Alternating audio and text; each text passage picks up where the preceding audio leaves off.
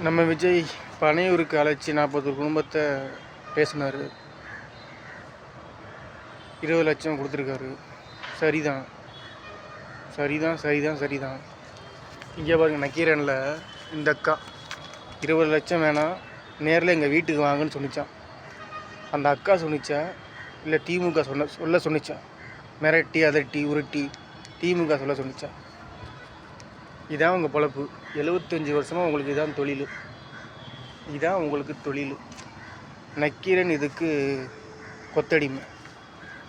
எதுக்காக? எல்லாமே பணத்துக்காக தான். பணத்துக்காக தான் கரூரில் ஒரு அசம்பாவிதம் நடந்துச்சு, கெட்ட கட்சினால. பணத்துக்காக தான், எல்லாம் பணத்துக்காக தான். 75 வருஷமாக செய்கிறது இதுக்காக, பணத்துக்காக, பதவிக்காக, தங்கத்தை வயறதுக்காக, இதுக்காக தான். பதவிக்காக 41 குடும்பத்தை, 41 மனிதனையும்